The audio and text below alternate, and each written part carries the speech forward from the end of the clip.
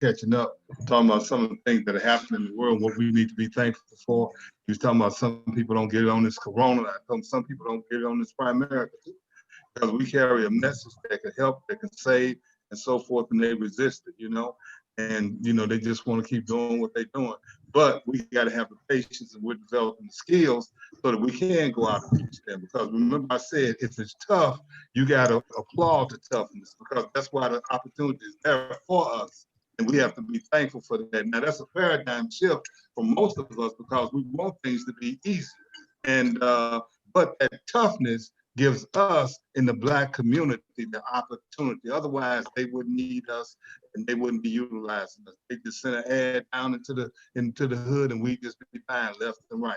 And so that's something that we have to applaud. I know growing up as a young boy, I grew up in the projects in East St. Louis. They used to have a white guy who was the insurance guy, and I guess that was his territory, and that was his area. I don't know if that was you all's experience, but that's who I saw selling insurance. Those were the people that I saw. And it gave a negative image because, you know, people be hiding from, people be ducking from, you know, they dress real bad, the whole works. And they were coming collecting insurance. And now for us to see the value of insurance, the importance of, we know the type policy that they were selling us, you know, as Chuck referenced and Norman Dacey, I believe in his book, he talked about the nigger insurance, you know, the kind that they would give us versus everybody else. So my God, you know, we are so thankful that we're here carrying a program about financial success that our people wouldn't get if we wasn't reaching out to them. And today, online, we got some incredible teachers coming to us from the Brandon and Chuck team. Bring it on, brothers. The Brandon and Chuck team. Yeah, I'm trying to think of 319. It rhymed though. It did. Fortune rhyme. 319. Fortune 319. Yeah. All right. Well, appreciate you, Coach. We are blessed to be at another moment where we have another day where we can make some stuff happen in our businesses. You know, we did have a pretty good hit last night with the people that did get on. Looks like we got some recruits coming on board, and we got some traction getting ready to go. But all of us, you know, as it always stands, we want to move our businesses forward. I want to begin this morning by referencing the big hitters call that happened yesterday. Who was on the big hitters call yesterday? I was on. Okay. I was on it. Okay. And you know, I think Miss Douglas just posted the replay line for the call that they had. It's always some good things that you can pull from there. But I wanted to focus before we dive into any of our material for today on some of the things that you know, we had Willie the Rhino, who is crossed over $3 million in our business in a year. Okay. And we had him on there and he was talking about a lot of great things. He mentioned a couple of real good things, nuggets too. He talked about how he field trains people all the way to division. A lot of times we focus on getting people to district, but he said he don't let them go until he gets them to division, because now they got a team growing, they got some leadership there, and it just is a better point. And they may or may not have everything together. You know, this is a business you growing, and you know, it takes time to develop. But he said, I just thought that was interesting that he field trains them all the way to division. Then he talked about training with real live people. You know, oftentimes we do the role play situation where it comes to policies and stuff like that. But he's big on making sure that, hey, people need to learn the business. They learn it in the field so that they can, you know, see it live action. So those are a couple of nuggets that I pulled from Willie himself. But the real star of the call to me was Willie's daughter. Okay. Willie the Rhino's daughter, Catalina. Okay. I don't know how many, did anybody focus on the things that she was saying? I know Darla and I talked about talking about her. Hey, when she was talking about how when she was in corporate America, and they couldn't tell her that, you know, it could all be gone, right? It wasn't promised tomorrow. She was making 150,000, but she couldn't get no more than that. And she went into just that whole, how her trend, somebody asked her a question and her whole transition and why she chose Primerica. And, you know, I was listening to the radio this morning on the way to the shop, and this woman was talking about how a woman came in, she was Miss Corporate America, she was Miss Gucci, she was Miss Louis Vuitton and all this. And now she ain't got no food because of what has happened during COVID, right? And so we always talking about that spare tire, man. And that reminded me of what she was saying as well. Man, powerful, powerful. Her mindset in the shift, she recognized, even though she was making 150,000, okay, she still was limited. She still was capped off. Because a lot of times, you know, you have those situations where somebody may be making real good money in corporate America and they think they got it made, and then Corona hit, okay, or some other circumstances hit, a company downsizes, company makes some shift, and now all of a sudden you on the chopping block. You know, I remember a while back when I worked at the Millennium Hotel, I seen the GM of the hotel get fired. You know, it was at a time where the company was making some adjustments. CEO flew in, and we thought he was just coming in to, talk to the staff. No, he came in, got rid of the GM, spoke to the staff, threw up a peace sign, and burned out. They replaced him with somebody else. The man had just bought a big giant house and all of that. I know he was making a lot of money, but he was on the unemployment line. But in Primerica, it's a whole different ball game. You're not limited, and you're your own boss. But that kind of related to what she was talking about, man. But who else got something from what she said yesterday?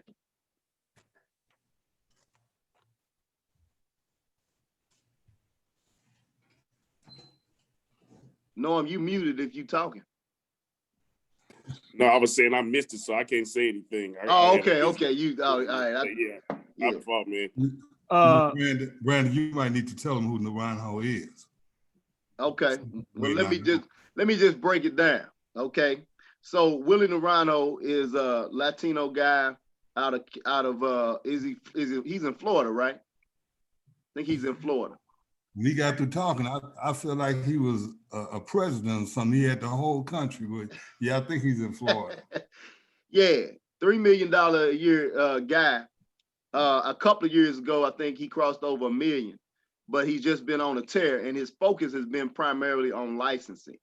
Okay, and he's been extremely proficient at getting people licensed and getting through the process.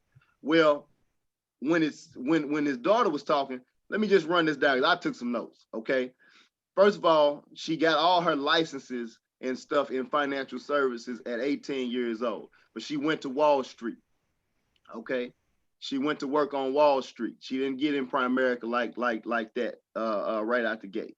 All right, and then that's when she was to anyone's standards she was successful. But it was still a job. It was still a job. And so with a job, they can pull the rug off from under you, as we were just talking about. But now she's been full-time in Primerica, came full-time in 2017. And one of the things she saw was the ownership. She saw that there was no limits to what you could achieve. Of course, she watching her father blow up like that, but not just her. She talked about the other examples that's in Primerica. She talked about how you flip on POL any given day, and you see people that are winning at levels that are unseen. Yeah, that's what I was saying. Unseen in other companies. Go ahead, Chuck. No, that's what I was right. She was saying, even if your father isn't $1 million earner, and how she went into, we have so many examples of people winning in Primerica where you just don't have that in Wall Street or whatever. Somebody asked her what made her decide to make the switch when she was already, she said, they said because people, that he said personally, if the guy that asked the question said personally, if I was making 150,000, I might not have came to Primerica.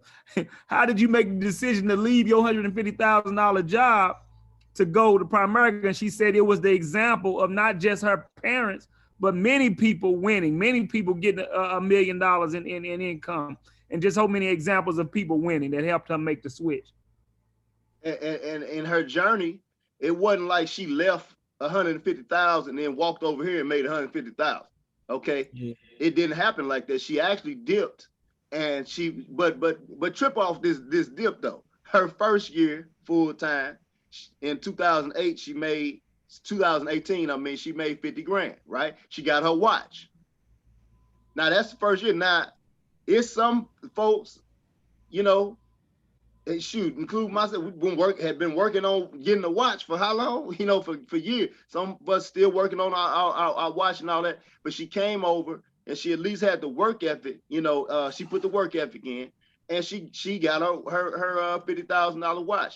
The next year she did the same thing. She hit about 50. So at this point though, she said she was kind of frustrated. Now somebody saying, well, shoot, I'll take the 50, right? But she was kind of frustrated only because she felt like things wasn't happening at the rate that she would have liked. But to Chuck's point, she said she know if she just hang in there and start focusing on doing the right thing, that'll switch. Okay, that'll change. Okay, so that's why she wasn't trying to run back to no job. She wasn't trying to do that, because when you're surrounded by success, and I think sometimes we forget how much success we really have around us. And so to me, that was a note that when things ain't hitting like I wanted to hit, when I'm having road bumps in the road and stuff like that, let me flip on POL. Let me call somebody. Let me think about the people that are winning in the business.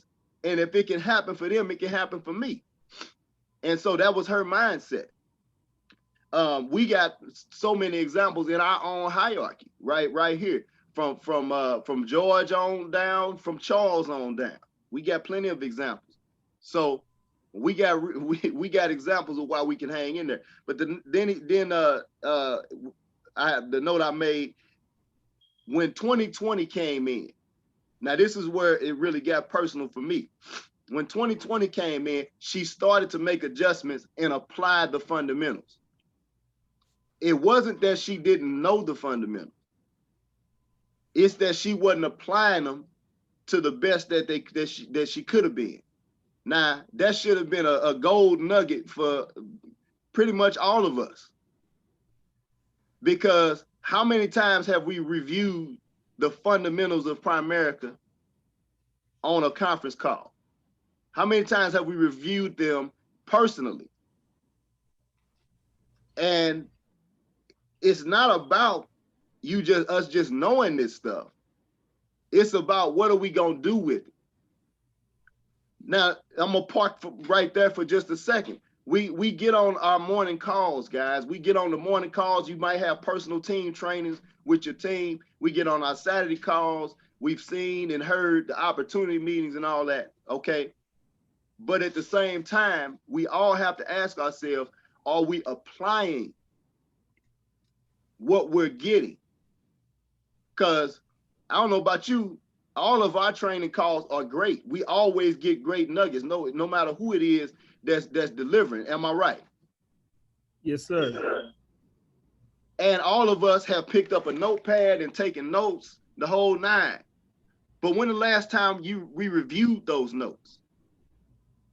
When's the last time you went in and took a look at something that was key that you can start applying?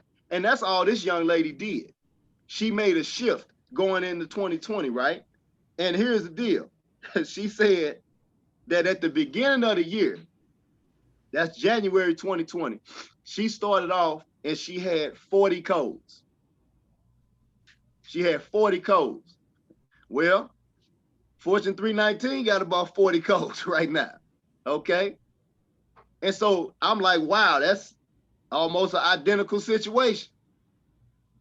She was making 50 grand at that moment.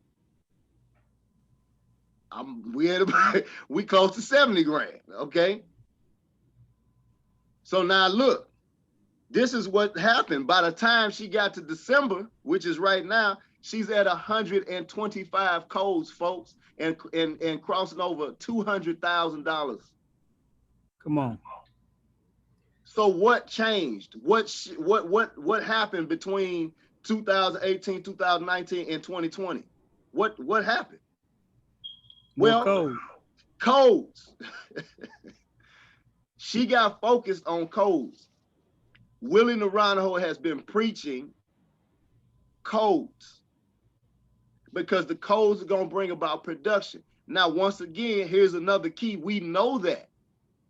But how hard are we focusing on making sure that we're getting people through that process? Okay? But you got to start with some recruits. And so to that effect, because you can't get no codes unless you get the what? The recruits. And so to that effect, she talked about because they had gotten up to, 8 to 10 licenses a month. Okay, they got up to 8 to 10 licenses a month. That started a code explosion. But what she focused on was doing 20 by 20. Now, you don't have to wait till you know RVP to start focusing on doing 20 by 20,000, right? She said she got her 3 personal recruits every month. She focused on 3 recruits and 3 recruits and like 5 to 10,000 of personal production, right? She might have averaged about 8,000 through field training, through building, right? So if you put that in, and Charles Whitener calls that a impact player. If you're doing 3 recruits a month, 5,000 in premium, and get 2 codes, 2 of your code, your people coded, you're an impact player. Well, if you look at it, the numbers line up, because if you start doing that on a consistent basis and you get some other teammates doing that, you got a machine that's starting to grow. But when you get up to 20 by 20, okay, not only is that going to propel your business, you're going to get your promotion, you're going to be headed towards RVP. And as an RVP, there's a 20% bonus attached to that, to that 20 recruits and 20,000. So now there's the income comes with it. So she said she focused on 20 by 20, but then that rose up to getting into the 30 by 30 club. 30 recruits and 30,000 in production. Now, I'm flipping through the pictures. Raise your hand if you would love to be in a 30 by 30 club. You know? Yeah, I know we see folks doing $100,000 base shops and $80,000, but how would you like to be in the $30,000 club? Because how much money, I don't care what level you at. I don't care if you're a division, I don't care if you're a regional or an RVP, how much money, how much cash coming with that? See? And so most of us, if we just focus on some of those little things that the young lady was sharing, that would help us all tremendously to bump that thing up. But it starts with what are we going to do personally? See, she said earlier on her personal production numbers was kind of up and down, right? But once she started getting the recruits to the table, that led to the production, which led to her numbers stabilizing, which led to the 20 by 20, which eventually led to the 30 by 30. And now she's done that consistently. What do we always talk about? We talk about time and consistency. We got to do the same thing. We got to keep doing it over and over and over again. What we tend to do, guys, is and this is all of us, we tend to have a good month, then we slide back. we get tired. Okay, we don't run as hard. Then we get it back going, and then we fall back again. Well, that ain't what she did. She did that the first two years. And even with that, she got her watch. But when she got laser beam focused, that's when things started to pop for her, right? That's when things started to materialize and matriculate. I just wanted to use that word. That's all. Okay. So give me some feedback on that real quick, on just those things and how you all feel. Anybody can share how you feel that you personally and your team can apply, some of those key things that we were just talking about from her, and then we'll shift to the second segment. Hey, B. Look, early on when you were talking, when you was building up to this point, right? And so we looking at our businesses, we might not be able to see that 2020, but you got to be able to see it first. Right. Right.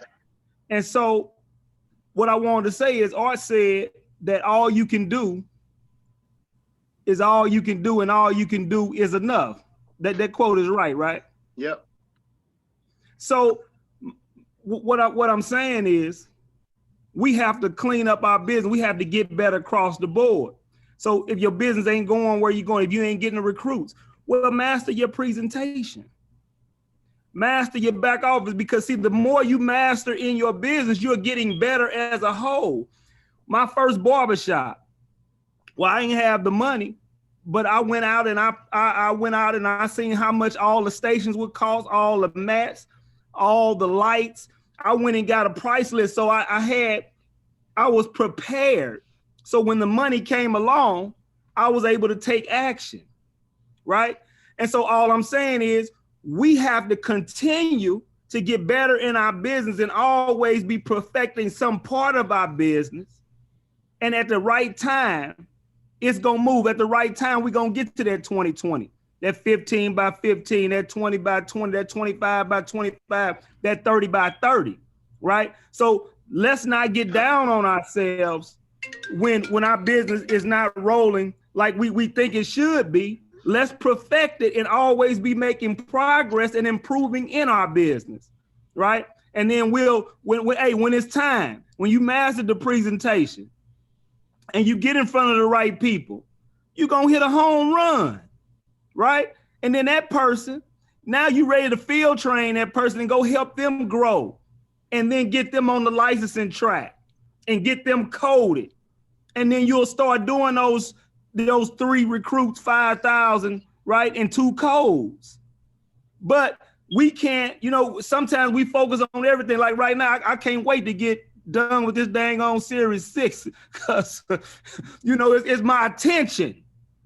You know what I mean? My attention. And so I'm always thinking about the 6. And so it's always, it feel like I'm being pulled. But I said, hell, if I knock this test out, and then I go knock that 63 out, I'm still improving. I'm still progressing. And it's going to pop when it's supposed to pop.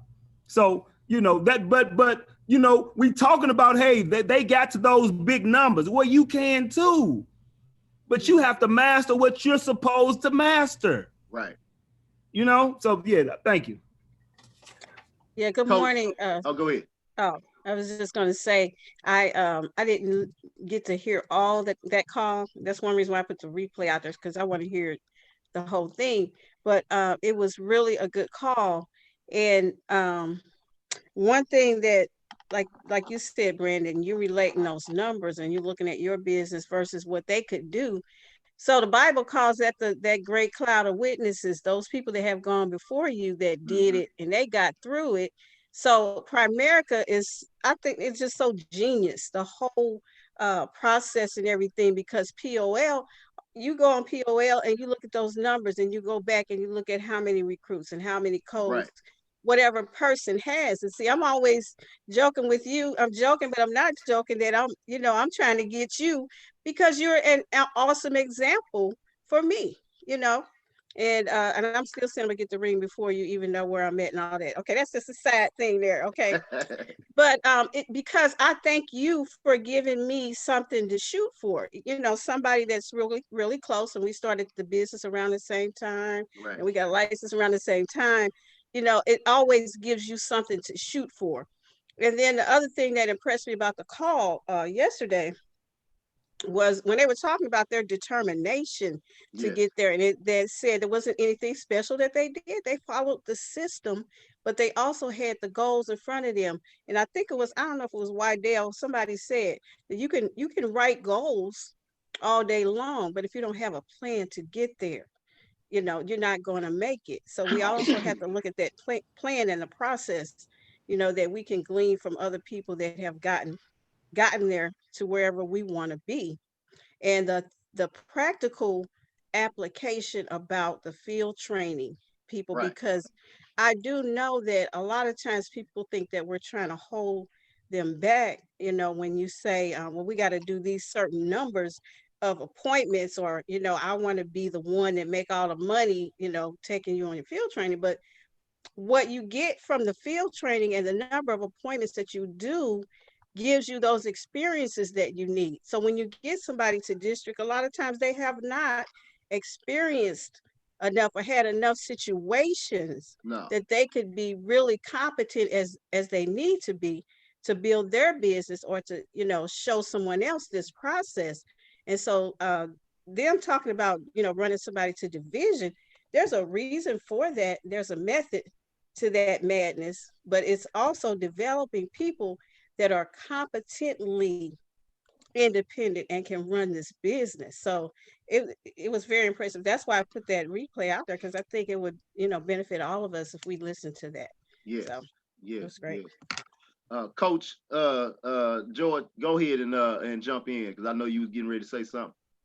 No, it can wait. You can go on cover your subject. Okay.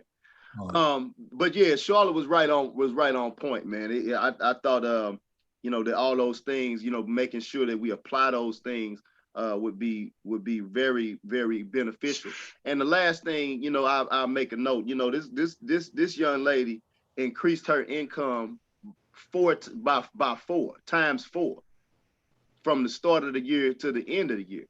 Now, wherever you at right now, you probably could use, you know, what if you could quadruple your income? What you say? Oh yeah, you quadruple your income from where you start at in January 2021 to where you end up with in December. You know, it's gonna take some of this stuff that we're talking about. If you do this, if it's mathematics, guys. If you do those things, you know, yeah, we know we all got different personalities and all. You're probably gonna wind up somewhere in the right ballpark. I just put it like that. All right. Let me go ahead and shift into a little bit out of the hierarchy book. It's a particular chapter talking about speed with. Okay, speed with. We talk about going wide, which all that means is you've been getting a bunch of directs. Okay. Going wide is you're getting direct people. You're adding another outlet personally to your business. And we talked about how when you go wide, you're really increasing your cash flow, because every time you bring a new person on board, they have to be trained. They have to be shown the ropes. All of that. They're gonna have some people in their warm market. They need to get policies in place and all that kind of stuff. All right. And so, but also, even once they become, you know, trained and they get on their own track, you know, that's an override situation. That's a direct override, you know, between you and them. But it talked about speed with. Now, I wanna hammer that just for a second. A lot of times we go wide, but it ain't fast. We take forever in a day, you know, to add on to our direct recruiting list. And so we'll have a month where we maybe get a 1 or 2 people. Then we have a couple of months we ain't get nobody. We have another month. We back on it again. But the speed with process, one thing that I heard a long time ago is success loves speed. Success likes speed. Success don't like dragging stuff out forever. And so you've heard the terms like we need to collapse time frames. What does that mean? That means what I could have took a month to do, I did it in a week. What I could have took a year to do, I did it in a month. And so that's what this chapter here gets into. And I just want to hit a couple of passages out of it. Not everything, just hitting some of the things that I thought was important, because I was reading back through this and I'm like, well, this is the stuff we need to be talking about. I was going to go in a different direction, but I'm like, well, shoot, everybody on here needs some daggone recruits. Am I right? You're right. Amen. Okay, so this talked about recruiting in bunches, not the one by one here, one there, bunches. It said to say you're going to go wide isn't enough. How wide is also a consideration. When trying to build, how can you tell who will make it in this business? You can't. You can't pick your winners too early. Art Williams always told us that. Somebody could be looking good right now and be gone next week. Okay, all right. But by the same token, somebody else this week could look like they ain't about to do anything, and next week they turn into a superstar. So it says the people who are serious about winning are those who just give it, and those who just give it lip service, all look alike. You don't know. You have no idea. It says when you're first talking to them, right? That's why you should look for a bunch of people. There is just no way to predict whether a person you are trying to recruit will work out. He may look good and sound excited about the business, but never amount to anything. I had a dude one time told me, man, I want to make $50 million in the business.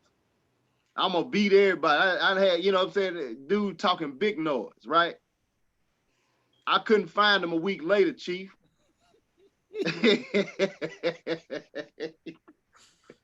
I put his IBA in the whole nine. I couldn't find that, but never got licensed, never hit the field. We never did it. I think we never answered the phone again.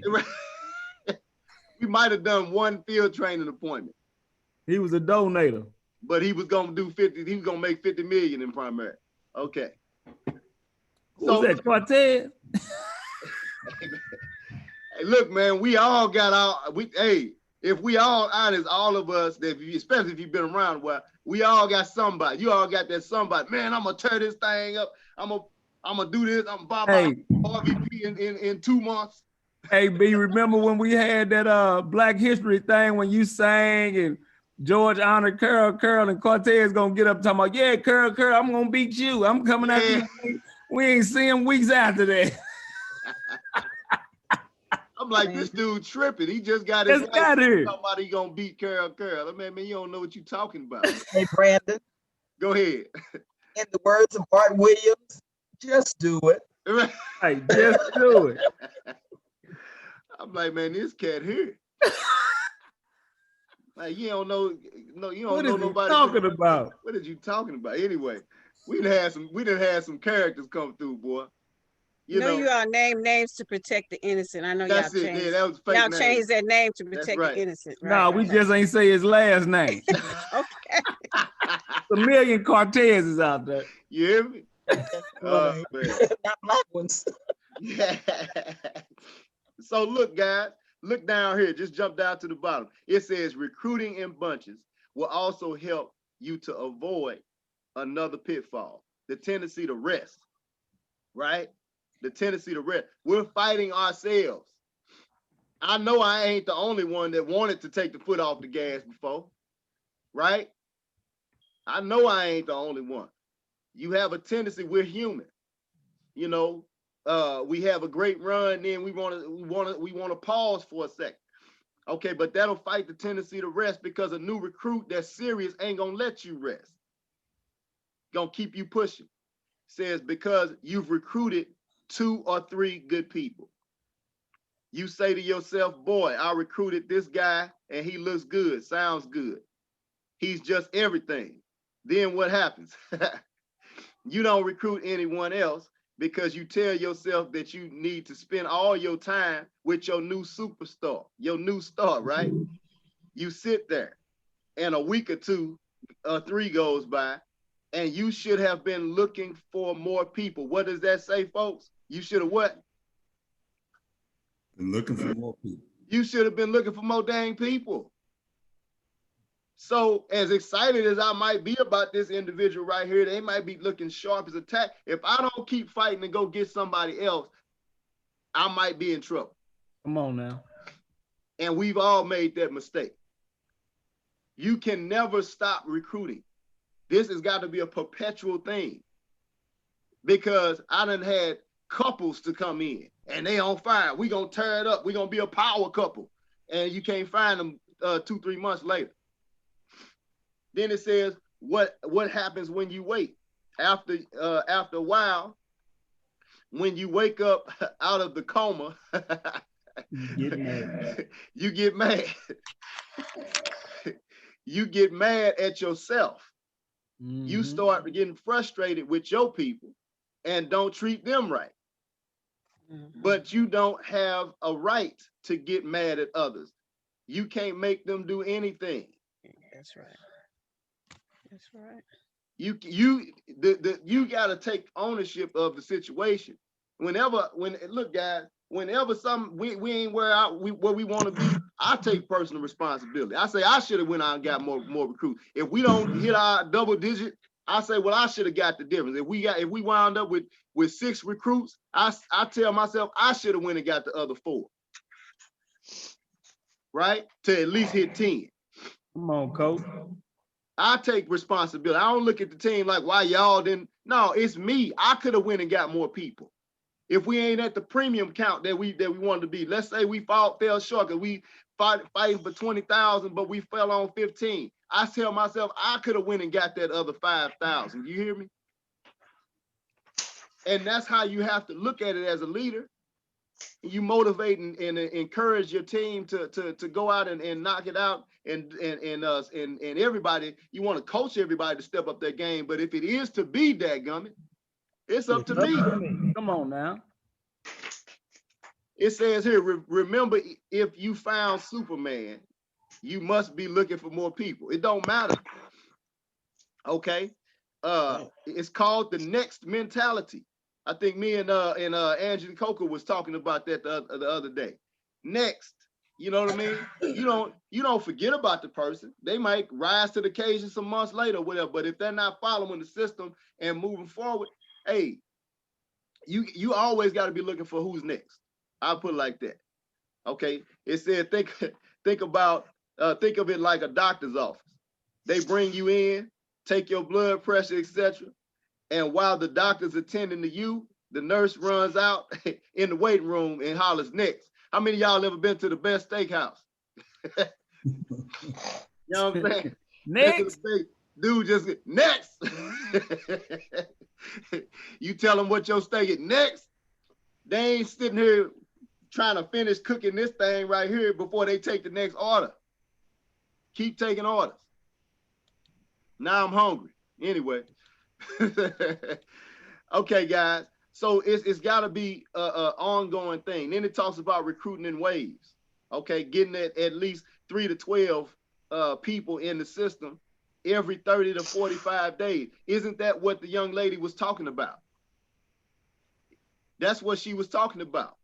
She was talking about how she stepped her game up in that area, whereas before she hadn't been on a consistent trend to make sure that was happening every month.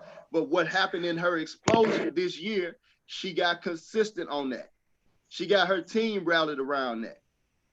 Because as we always talk about, recruiting solves all problems. It solves all things. You got a lull in your business a lot of times, and I heard Ronell talk about this one time.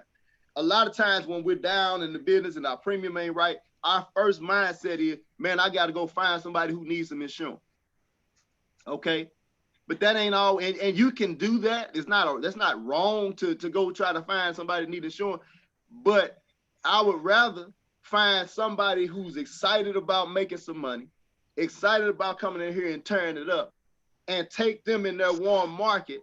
And now I ain't gonna get just one policy. I'm gonna get about 5. Y'all with me? Yes, Because sir. when you got an excited recruit, that's gonna bring your premium. But if you get your recruiting numbers up, that's gonna bring even more. So that's all it talks about, recruiting in waves. Okay, going wide fast. Okay, it talked about recruiting in waves is closely related to the speed at which you recruit. Let's say, for example, that you got 2 people that have a goal. Now I'm gonna paraphrase this, and I'm not gonna read that. He talked about basically, you got one guy and he goes, and every month for 12 months, he recruits 1 person. Well, he growing, but he growing by addition. He just added another person to the team. So at the end of the year, they got 12 more people. Now, if I don't know no better, I think, well, that ain't bad. That's pretty good. But you got the second guy, he goes out the first month and he gets 12 in 1 month. And then he does that again the next month. And he does it again the next month.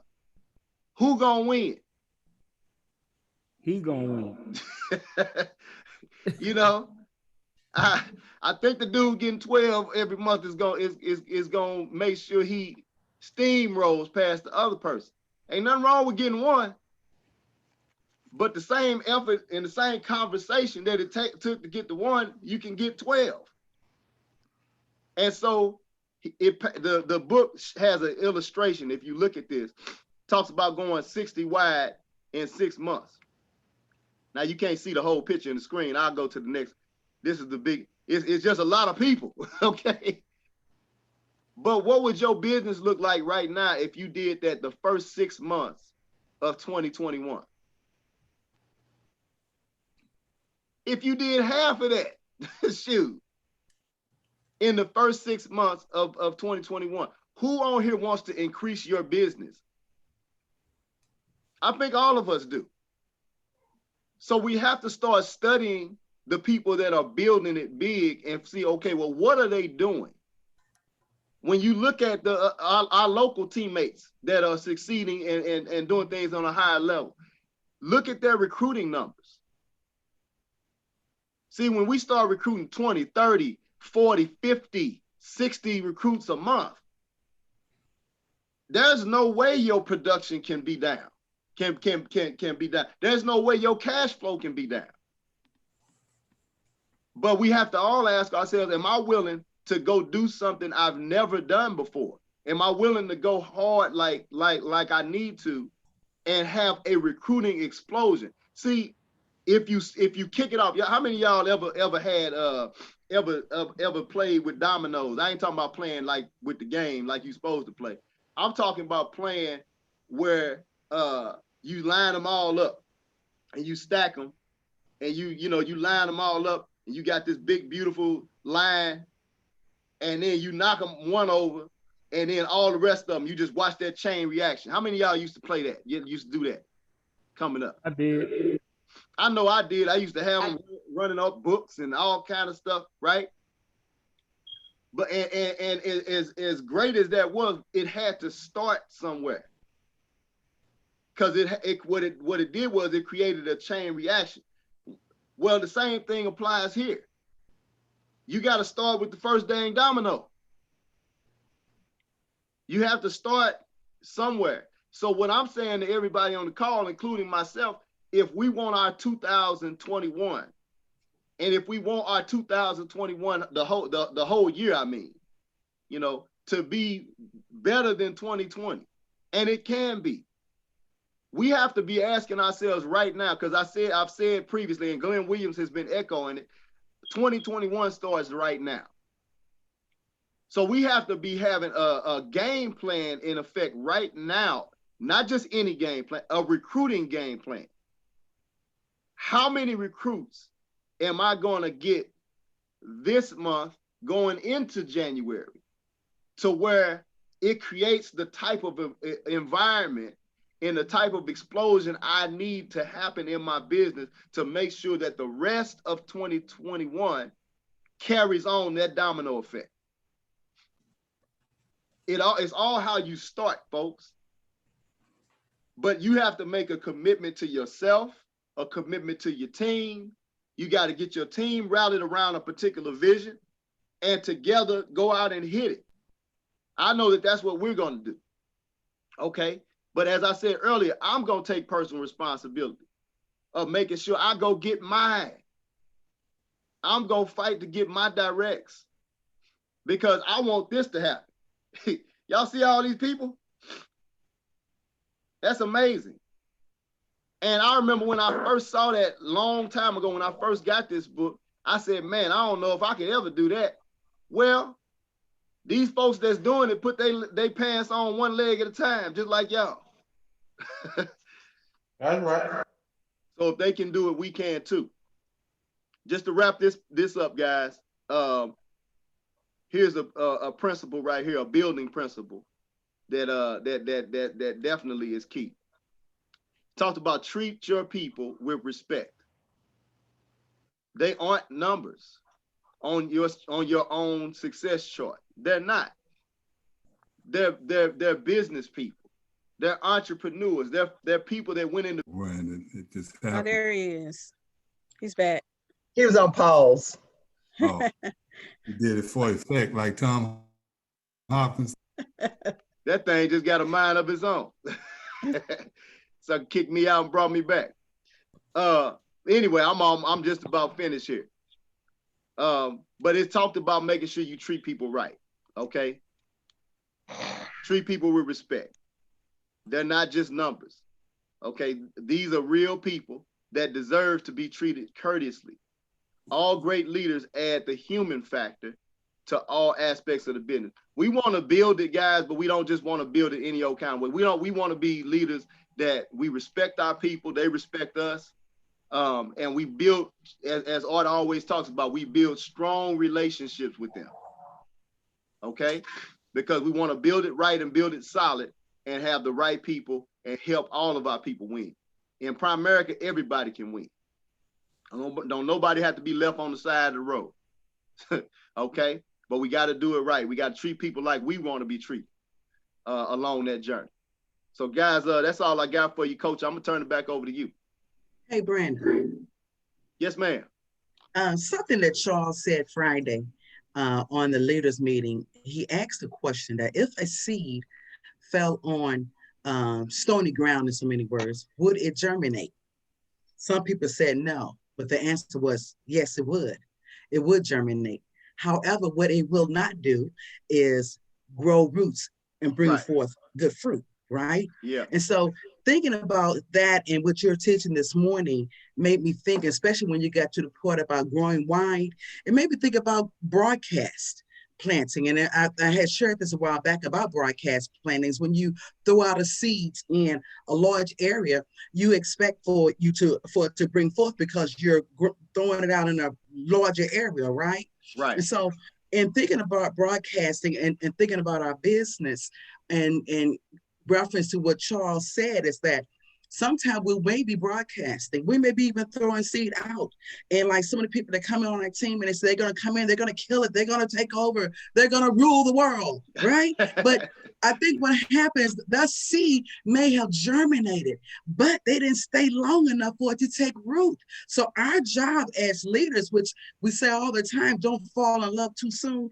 What happens, we will stop and start saying, man, this is the one. Like, one of our brothers said this morning, man, I believe they're the one, they're going to take it to the next level. We want to believe that. We really do. We want to encourage them, but we cannot stop and start working on one seed when we have broadcasted. Right. We've got a large area. So when we are able to broadcast and throw those seeds out and throw out and talk to as many people as fast as we can, then we have an opportunity to work with a whole lot of people versus saying, this is the one. This is the one. It may not be the one because it came up first. A lot of time when we're planting in our garden, we may have some tomato seeds that came up from last year. We say, oh man, that one's going to do great. No, it don't. it just get leggy. It gets leggy. Leggy means that they grow real tall, but they don't produce any fruit. We got people that are leggy. They grow real tall. They don't produce any fruit because they have no root. We have a job to make sure that our people first is trained, developed, and that they get some root so they can bring forth some fruit, right? And so my goal in going forth is changing the way I do things. And, you know, a lot of times we get people in and we fall in love. We say, oh man, this is one. And we start working with that one. And here the whole rest of the field is gone untaken care of. You know, they have no root and we forgot to go back and water that. Right. And they die off. And then finally, when we go back, they either said, well, I changed my mind, or either I talked to Jack and Jack said on their team, they're doing this. It's because we were so busy taking care of that one person that had a leaf. A leaf. It didn't have leaves on the plant. It had one leaf and we thought that they wasn't one because the leaf grew so fast. We want to broadcast. We want to make sure that that seed not only just germinate, we want that seed to take root and go forth and bring forth the good fruit, show them to become us, then we can go to the next level. So one thing about, and I'm almost done, one thing about the broadcasting and making sure that we spread it out so far, when we do it, the thing about it, when broadcasting is usually done with annuals. Annual means it just for that season. We want to make sure we get some perennials in there so that it will come up year after year. We won't have to go back digging up and repotting it and digging up and doing it, you know, to make sure to move from one spot to another spot. We want to make sure, guys, that when we spend all our time in these people, all we can do is pour into them what's in us. But I guess where I'm going is that talk to as many people that we can. It don't matter white, black, blue, purple, green. Talk to them all. Some of them gonna really get it and run with it, but let's not slow up. Let's not slow up the rein on the horse. Let's keep that thing going. Let's keep it pushing. You know, we ain't got time to just one and say, this is it. Well, I'm gonna get with them later because they're slow. Sometimes the slow ones, it's like a slow cooker, you know, a crock pot. Right. Some people have to be crock pot where others need to be pressure cooked. You know, so we have to find out, which comes to our skill as leaders, is deciding which one is the crock pot and which one is the pressure cooker. And so if we work those things, man, I believe we're going to blow it up next year. As you said earlier, we've been given so much information. They're going to have to do something with it. I'm ready to take and go to the next level. Thank you for your training this morning. Man. That's awesome. Man, made me home. Crock pots. You hear me? Hey, man, I learned about it. What we gonna put in there? Some lima beans, pinto beans? We gonna cook annual, perennial. I ain't know none of that stuff before this morning. You hear me? Man, that was awesome. No, but you right on point, Queen. You know, somebody said, I don't know where I heard it before, but some leader in Prime America said, the people that first of all, don't ever count nobody out. Never count nobody out because you never know when that person might turn around. They said the people that's at the bottom of the leaders board today, the bottom. I'm talking about that person in 40th place. They ain't nowhere in sight. The person at the bottom of the leaders board today could be a giant tomorrow. You see what I'm saying? They could emerge into something. You heard Tanya Poe talking about she remembers sitting in the back of the room, a senior rep, right? Didn't nobody know who she was. Wasn't nobody asking her to speak, you know, back then. She was sitting in the back of the room, and look at her today. So never count nobody out, man. We in this thing to win. Go ahead, Coach, it's on you. Outstanding class, outstanding comments. I mean, you know, it's so much that was shared this morning, and I did take some notes. I went back to when you opened up about Willie Naranjo, and sometimes when you're listening to other meetings or other groups, sometimes the information can get kind of boring. You know, it's all in how you approach, how you go into listening to a particular thing, particularly when there is kind of like a language barrier and the person may not be as fluent in English as people that we know, you know. Now, of course, I'm Mr. Finner, Finster, Gonster, all that kind of stuff, but yeah, Gonster, inventing words. And so we can miss a powerful message from them because the Naranjos are a phenomenal story. Now, we just heard about a month ago on Larry Waddell's call that Naranjo used to come to the meetings for a few years and nothing was happening. And they just thought he was just somebody was there. They was hoping he would get it and he would get fired up. And then all of a sudden he got it and he started moving. That's the beauty of Primerica, is no matter where you are today or where you were last year, the coming up year can be absolutely phenomenal. They talked about people who have jumped diamonds. Some guy, I think Gary Cornegay jumped 9 diamonds in 1 year. That was last year, this year that we're coming out of. And so the story of Primerica is what can happen for you. And so I was sitting here as I was looking and I was admiring the screen, and I was thinking about the times when I would be sitting in meetings by myself. You know, somebody lied to me and said that they were coming. Now we get on Zoom. They lie and say they're going to get on Zoom, you know, and they don't show up. You know, you looking for your name, like when Brandon closes the our meeting, he said, who got the guest on here? You know, you're hoping your person, they might have hung up early or whatever, you know. And, you know, you sit through that crap, it gets kind of discouraging. The dark Zooms that we're getting out of dark houses that we get, that gets discouraging.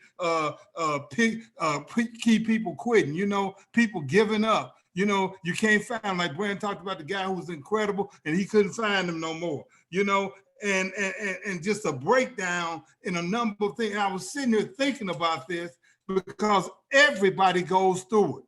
The pathway to success, the journey to success is failure. A lot of times people think failure means it's time to give up. It's not for me. That's why John Maxwell wrote a book called Failing Forward, so that we would understand that is the process. You have to have some of that in order to have success, just like it has to be some difficulty to give us the opportunity. And so all those things are in conjunction with, but as I was sitting here thinking about it, and I said, man, ain't this something? Ain't God good? Man, I could sit back and I'm just laid back and I'm watching the training class going on. I ain't got to say nothing. I ain't got to do nothing. I ain't really got to be here. And it just flows so smooth, so much talent. And then I got another one going on another channel. I ain't got to be there. All of that came through the faith walk, that I didn't give up when those people wouldn't show up, when they lied to me, when they charged back, when I had some difficulty. I kept marching, and that is an example to all of us about what we gonna do, what we gotta do. Y'all say, George, quit screaming on the Zoom. Quit saying all that stuff. But you gotta understand, that's something to be excited about. Yes, sir. Every walk that you going through, man, you get to the end of the month, and man, I need to get a check. Man, I got to get a clothes. Man, I'm going to get this clothes. I remember me and Carletta, I took her to see this guy because I said, Carletta going to close him. I'm going to get me a check. Man, this is going to be outstanding. Man, I'm going to make me some money. And we sat there for 3 hours, and she finally closed him. And man, I waited for my check, and their chargeback was on it. I didn't even get no check. I didn't get no check. I just sat there for 3 hours. Come on, coach. Oh, Lord. I ain't going to do this thing no more. It's too hard. I'm going to quit. What if I had been like that? Thank you for not quitting, coach. But see, the thing Charles taught me early on, he said certain things are just part of the business. The dark houses, the chargeback, all that's part of the business. I still get more chargebacks than all of you all. Now, not on purpose, so don't you go and say, well, I'm gonna see how many chargebacks I can go get. So I get, no, I don't do it on purpose. Charles gets more than I get. Because every time you get one, we get one. But understand the faith walk, how we think.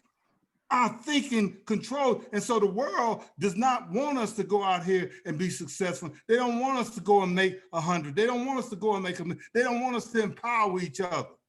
Like I had a relative who worked at Monsanto for years. Said, can you get me on? Can you get me on? Can you get me on? And I was Bush, can you get me on? They couldn't get me on nowhere. They couldn't offer me an opportunity. And have the nerve to knock this. They want to say it's a pyramid. Because I can reach out and I can tell somebody about the opportunity. They can go and make money. Somebody that I nurtured and trained and worked with made $600,000 last year, and they want to knock Primerica. I have to look at them like they crazy because they didn't see it, but see, you see it. And we have to internalize the stuff, so we can make it. You know, it's so interesting. When I first met Charles Whitener, I said, if he can make 100, I can make 100. That wasn't putting him down, because that's the message he wanted to convey, that I could do it. So I'm appealing to you as we're on our journey, and we're on our journey to greatness. Just like Naranjo did his thing, you know, and he exploded. Now he's #1 in the country. He's doing all this great stuff. You know, we gonna do the same thing if you think right. And as he talked about recruiting, we attract, we don't recruit.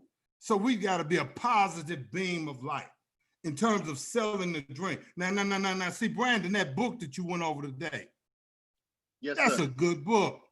About how many pages is it? I don't know. Maybe about 60, right? Yeah, 50, 60 pages. I challenge everybody on the Zoom. Over the course of we finishing out this year, over the next few days, get the book.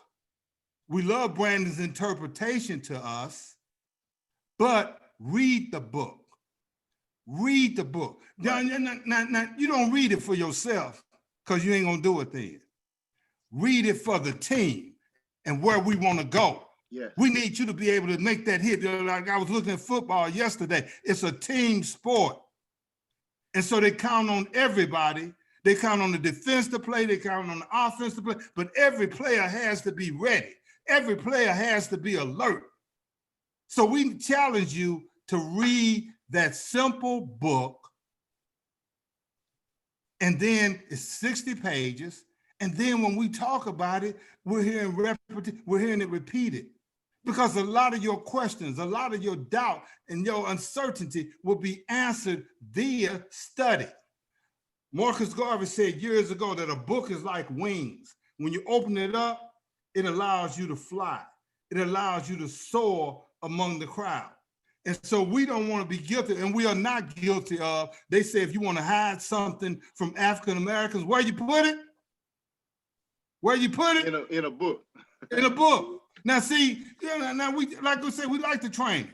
You know, now next Tuesday, he may get a piece of the book. He may decide to train on something else.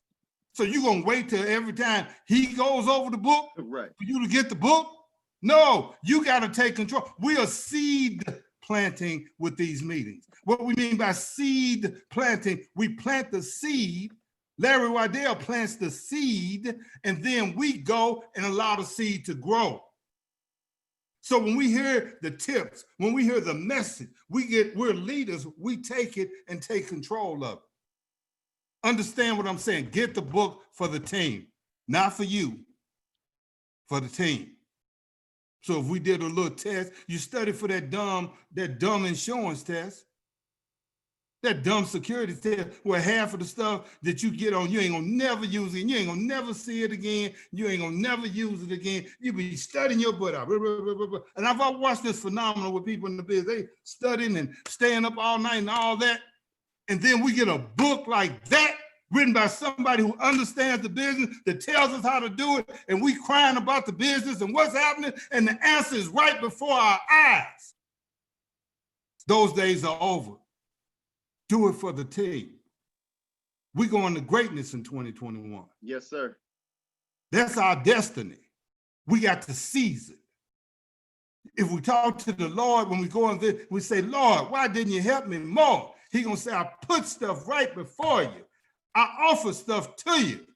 You just didn't see it. That's what we say, though they have eyes, they do not see. Though they have ears, they do not hear. I thank him for the ability to see and to hear. I'll say, George, wait a minute, dude.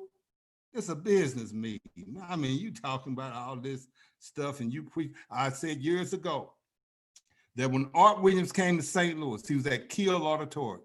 We don't have Kiel Auditorium no more. And he brought his superstars in town. And I said, man, I sat and looked at one dude after another. And I said, dadgum, Them dudes ain't teaching Primerica, they preaching Primerica. They rocking this thing.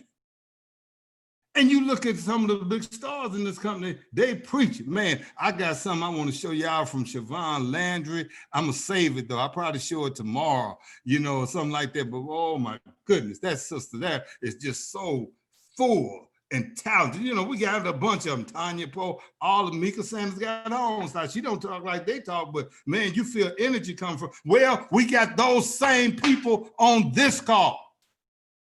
We got some people with some amazing talent, a lot of stuff in them that's got to come out. Man, we gonna become the names in Primerica. They're gonna be calling our names on the stage. Man, it's so exciting, but how you think is so important. So get the book. And one thing that Naranjo said, how big do we think? Our limited thinking. Frank Dillon said this years ago. Frank Dillon said, our limited thinking. Naranjo said he is licensed in 50 states. I don't think y'all heard me. 50 states. He said his sister, that all of them, this is their system. Everywhere that they can connect with somebody out of town, that's what they do. That's a message to us. Wow. As we dealing with just our little circle of knuckleheads, you know, because all of us got a little circle of knuckleheads. Well, you need to get on, because I always view Primerica, I said, if everybody joined that I know that need to join, Primerica ain't no problem. It's smooth sailing. But the problem is they just, people who I thought was smart turn into knuckleheads overnight. They, you know, you said, damn, I thought so-and-so was sharper than that. I thought it's a revealer of character. And I'm saying they'll still be my friends. I still love them and all that. But what I'm saying is that our expansion. So you need to start looking at relatives you got out of town, friends you got out of town. When you hire a recruit who you know, when they start putting them people out of town on their list, yeah, because we got Zoom. We can talk to them. You know, Carletta building a hell of a team in California. You know, that's a reach all the way from saying we couldn't do that before. You know, because of Zoom, though, now we can do that. Naranjo is running the country because he's in all 50 states, all 50 states. And that's something that we've got to start looking at in our vision of how big we want to be and putting recruiting at the forefront of that expansion, because you can recruit anywhere pending your getting your license there. Is that making sense? And so you can go and sell that once you get your license there, but you can recruit anywhere. You get recruits on board to grow this thing, to grow it big. And it's so professional now, particularly with this Zoom, you can give whatever impression you want. In the book, in the movie Boiler Room, they told a guy that said, when you pick up the phone, you can be whoever you want to be. When you get on the Zoom, now they know your name, but they don't know the difference in you. They don't know the difference in Gary Cornegay. They don't know the difference in Joe Ward. They don't know the difference in Sam Shepard. They don't know the difference in Charles Whitener, because you are Primerica to them. You are as big as your thinking. I ain't saying you will impersonate them. I have to make it plain and clear to you, but you can't be operating with doubt and uncertainty about yourself, because I compare myself to Brandon. And Brandon, he gives a great presentation, he's good looking, and he got this all this level and all, and you putting yourself, you comparing yourself. So you say, I can't talk. No, you cannot do. When you get on that Zoom, when you pick up that phone, you can be whoever you want to be. Become any of the stars that you got, that's the few of them that I named. And then you evolve, because people are looking for an answer. They're looking for hope. They're looking for a message. There are people who are earmarked for you to go and save them. However, if you don't, somebody else will, but it's targeted for you to save them. Now, y'all say, George, that's some crazy. I ain't thinking that kind of stuff, man. Tell me how to sell this policy. I got a variable life policy, and tell me, break that down and all, which that's important. We do need to know how to do that, guys. Don't understand what I'm saying? We do need to know how to do that. But you can figure that out. You can get something to show you how to do that. You can call that and say to you, but handling people, growing your business, getting it to become big, getting it to expand. Understand what I'm saying? Those are the things that you want. See, because you look at the more people we get, the more people we help. That's right. The more recruits we got, the more people we have. We're touching a significant amount of lives on a regular. And that's what this is about, spreading the word. It's a mission. It's a crusade. It's a cause. It's been, the burden has been put on each one of our shoulders to go and carry it. It ain't just meant for one person to make $100,000 in prime America. It ain't that kind of company. We only got a 2% market share. We're gonna go to 10. You see Millionaires evolving, just popping up, and you probably still comparing yourself. Well, they look better than I do, you know. A lot of them got this, a lot of them got that, they got experience. They friends ain't like my friends. They relatives say, I just told you, the whole country is our territory. We can reach out wherever. We're looking for the people who are looking for us, but hell, if you don't ask on a regular basis, and you know, you got to ask. It's just like with the lottery. You can't win the lottery without buying a ticket. You can't get no recruit without asking. And you can't get recruits. You're carrying the message to people. Noah gave the message to everybody about the ark. And the few who got on ark said, all you need is 7 to 10 key people. Why am I waiting to find those keys? I need to get on some folks' nerves to find those 7 to 10 key people. Where you at? I'm looking for you. I'm all over the place. I got my binoculars on. I got my glasses on. I'm trying to find that 7 to 10 so 2021 will be my year. You're one recruit from a surge. Recruiting is the lifeblood of this business. That is going to be the difference. Everybody that you admire in the business that's doing great, that's doing phenomenal, it ain't because they got all this financial knowledge. It's because they are great recruiters. Either they are great recruiters or they got somebody on their team. See, if I ain't a great recruiter, then I go out and I recruit Brandon, and he becomes the great recruiter. I go and recruit this person, they become the great recruiter. Hector Lamar said he was never the greatest recruiter in the company, but Gary Carnegie happens to be on his team. That's right. Generationally. That's the beauty of Primerica. You ain't got to become all you got to do is find that 7 to 10. And then you can go and blow this thing up. You can make it great. I'm telling you, folks, I'm so excited. I'm so full of myself. You got to get charged. You got to get energized. You got to believe in yourself. You got to envision yourself. You got to expand your knowledge base, as Chuck said.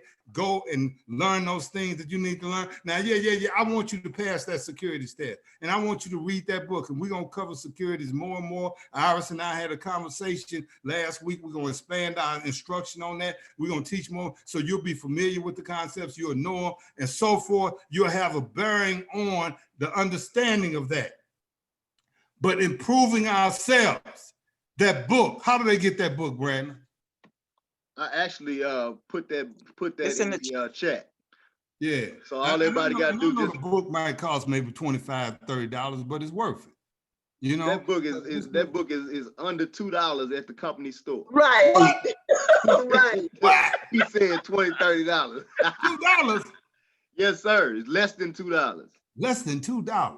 A bag of potato chips. Come on now. Pepsi Cola. Yep. A Coca-Cola. It's easy to read. You know, you can get with your team, man. If you got some teammates who don't listen to you, you can't put them together. Have a group study session, study classes. You know, where we talk about some of this and we explain, you know, kind of like what we're doing now. But you know, you get you a group, people who may be dying on the vine, they need some water and so forth. Say, look, I got some news, man. We're gonna be big. We're gonna do some great change. Say he used to sit with his guys, and a lot wasn't happening for them. And he said that he would sit in his one-room apartment and he would talk to them about the day is coming where we all gonna have rings. That they're gonna be speaking our name from the stage. Man, I reflect back on Brandon when you walked up on that stage, yes, and sir. the lights came on and it said Brandon and Jerry Standberry. Remember that? Yes, sir. Can't forget it. That was a hell of a, see, some of y'all ain't been to the convention yet to see that light up effect, to see how they bring you up like a star, how they treat you. You know how the world is from viewing that, but it's coming all in our mindset. So the challenge is to go and read that book. Even if you've read it before, read it again. Read it again. One pastor said, you have to keep giving the message until you receive. Yes, sir. Hey, I was his photographer on that day. I just sent him a video with it saying Brandon and Jeremy Standberry, and he was on the stage and all that. I was taking all kind of pictures, man. Oh man, oh man, oh man. And you know how that made me feel. See, that was worth the dark houses. That was worth the stand-ups on Zoom. That was worth all the difficult, because they told me it would happen, and it happened. So this ain't no get rich quick, fast, speed, in a hurry type thing. It does happen for some people, but you don't compare yourself to them and say, oh, I'm a loser. I'm gonna quit coming on these cars. I think I'm gonna give up on this. And hell, 90% of people you sitting around, they need insurance. They ain't got no investment. They don't understand but I mean, you know, our thing is they need the extra money, because they ain't got the extra money. It's a hell of a thing. You know, right now they got us all waiting for a stimulus check and had the nerve to cut it in half. They cut it in half on. Now we saying, damn, you made us wait months to get the stimulus. Then you got the nerve to cut it in half. But somebody had on Facebook, they said, well, they got free health care. They got all their meals taken care of. They got salary. They ain't had to worry about none of that crap. They gave us half. They gave us half and said, you better be glad you got that. And so what I'm saying is that, and some of us are, but I'm saying the unfairness that exists. Now, in the future, we don't want to be at the thumb of them deciding what the stimulus check is going to be. You understand what I'm saying? You know, so I'm not knocking that, because if you need it, you need it. But what I'm saying is, in our preparation for the future, understanding that what we have in hand, we can go out and bulletproof ourselves. There used to be a record called Bulletproof, and you bulletproof yourself from these kinds of things. And we got so many people experiencing the same thing. The conversation has to be about that. Now, I didn't want to sell no insurance when I came into this.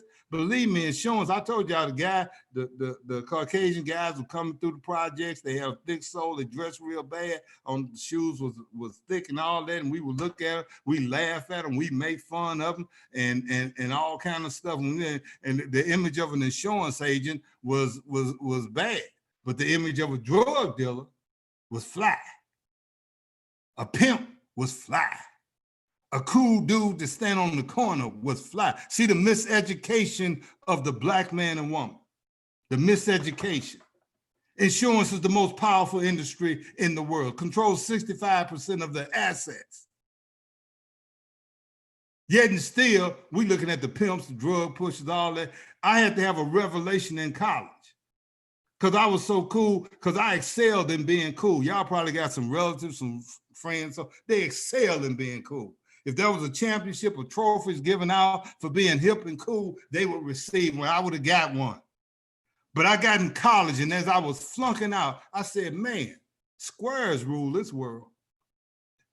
That cool stuff is a trick. It's a trick that's been portrayed on us. These squares, all the people, all geeks and nerds, and they rule this world. They rule the economy of this world. I better change, or I'm gonna be like them wineheads that I used to drive by and laugh. And see, it's a trap laid in our community, for our young men and our young women.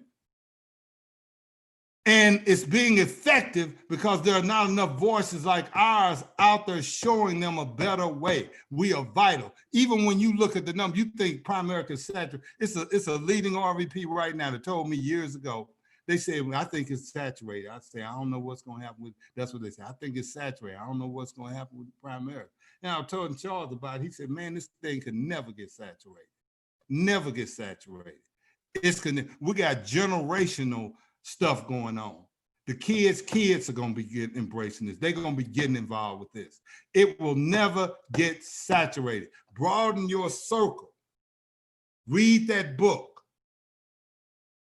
We are so exciting, guys. And as I was flunking out, that's what it was, Brandon, flunking out. Guys, get the book. That's going to be our project. We're going to come and talk about it. If we on the call and I said, Darlene, did you read the book? I shouldn't have said that, because then they ain't gonna get on the day we had a book review. Some people ain't gonna get on. Why you calling my name on the book? Because we want to be champions. The Pittsburgh Steelers, the Kansas City Chiefs, they're at practice today. They are practicing on winning and becoming the champions. We don't want to just be in Primerica. We getting ready to do Primerica. We getting ready to do it and do it and do it until the job gets done. Yes, sir. So I see you at the top because the bottom is too crowded. Let's go have a great day, guys. That's All right. All right. Thanks, Coach. Thank you. Thank you. Oh. Thanks for the transparency, Coach. Flunking out now. Story, the story of the black man in America. Falling for that trick. You better study. It's all the information we need is out there.